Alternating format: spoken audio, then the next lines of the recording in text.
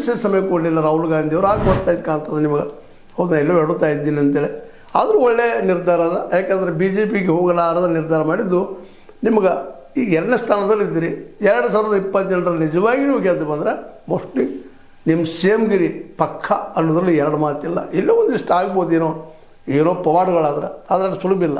ಅದೇನೂ ಇರಲಿ, ನೀವು ಮಾತಾಡಿದ ಖುಷಿ ತರುವಂಥ ವಿಷಯ ಅದ. ಅದ್ರ ಜೊತೆಗೆ ಈ ನಿಮ್ಗೆ ವಿಶೇಷವಾಗಿ ನೀವು ಇದ್ದಂಥವರು ಈ ಮಾತನ್ನು ಹೇಳಿ ಇವತ್ತು ಮನಸ್ಸನ್ನು ಗೆದ್ದಿರಿ ಅನ್ನುವಂಥ ಮಾತು.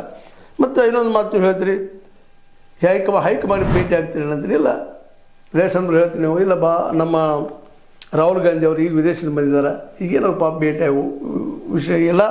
ಮತ್ತು ಅದರಲ್ಲೂ ಅವರಿಗೆ ತೊಂದರೆ ಕೊಡಲು ಬಯಸುವುದಿಲ್ಲ ಅನ್ನೋಂಥ ಮಾತಾಡಿದ್ರಿ. ಇದು ಸಹಿತ ಭಾಳ ಎಚ್ಚರಿಕೆ ಮಾತು ಮತ್ತು ಒಳ್ಳೆಯ ಮಾತನ್ನು. ಅದು ಎಷ್ಟು ಮಟ್ಟಿಗೆ ಇಫೆಕ್ಟ್ ಆಗ್ತದೆ ಹೈಕಮಾಂಡ್ ಮೇಲೆ ಮಾತು ಬೇರೆ. ಅದ್ರ ತುರ್ತು ಮಾತ್ರ ಕಾಂಗ್ರೆಸ್ಸಿನ ಮುಂದಿರುವಂಥ ಆಯ್ಕೆ ಸಿದ್ದರಾಮಯ್ಯನವರು. ಯಾಕಂದ್ರೆ ಆಲ್ರೆಡಿ ಬಿ ಜೆ ಪಿ ತನ್ನ 2028ರ ಹೋರಾಟವನ್ನು ಶುರು ಮಾಡಿದ. ಏನಾದರೂ ಮಾಡಿ ನಾವು ಗೆಲ್ಲಬೇಕಪ್ಪ ಕರ್ನಾಟಕದಲ್ಲಿ ಅನ್ನುವಂಥ ವಿಷಯದಲ್ಲ. ಇಂಥ ಸಂದರ್ಭದಲ್ಲಿ ಈ ಒಂದು ನಿರ್ಧಾರ ಸರಿಯಾಗ್ಯದ. ಯಾಕಂದರೆ ಪಕ್ಷದ ಒಡಕ ನಾಳೆ 22 ಸೋಲೋದು ಕಾರಣ, ದೊಡ್ಡ ಕಾರಣ ಆಗ್ತದೆ ಅನ್ನೋದು 2 ಮಾತಿಲ್ಲ.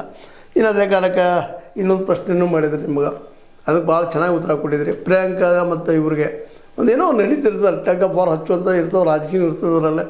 ಅವ್ರು ಪ್ರಧಾನಿ ಆಗಿದ್ರೆ ಒಳ್ಳೇದಿತ್ತು ಅಂತ ಕೆಲವು ಜನ ಬಯಸ್ತಾ ಇದ್ದಾರೆ ನಿಮ್ಮಲ್ಲಿ ಪಕ್ಷದೊಳಗೆ ಹಾಗೆ ಅದಕ್ಕೆ. ಇದಕ್ಕೆ ನೀವು ಇಲ್ಲ ರೀ, ರಾಹುಲ್ ಗಾಂಧಿ ಅವರು ಪಾದಯಾತ್ರೆ ಮಾಡಿದ್ದಾರೆ, ಬಸ್ ಯಾತ್ರೆ ಮಾಡಿದ್ದಾರೆ, ಅವ್ರು ಹೋರಾಟ ಮಾಡಿದ್ದಾರೆ, ಅವ್ರ ನಾಯಕತ್ವಕ್ಕೆ ಅವರೇ ಪ್ರಧಾನಿ ಆಗಲಿ ಅಂತೇಳಿ ಪ್ರಿಯಾಂಕಾ ಅವರು ನಮಗೆ ಹೇಳಿದ್ರೆ ಒಂದು ಮಾತು ಸೇರಿಸೋ ಜೊತೆಗೆ ನೀವು ಒಳ್ಳೆ ಹೆಜ್ಜೆ ಇಟ್ರಿ. ಬಟ್ ಈ ಒಂದು ಎಲ್ಲ ಏನೂ ಇರಲಿ, ನೀವು ಈಗ ತೆಗೆದುಕೊಂಡಂಥ ನಿರ್ಧಾರ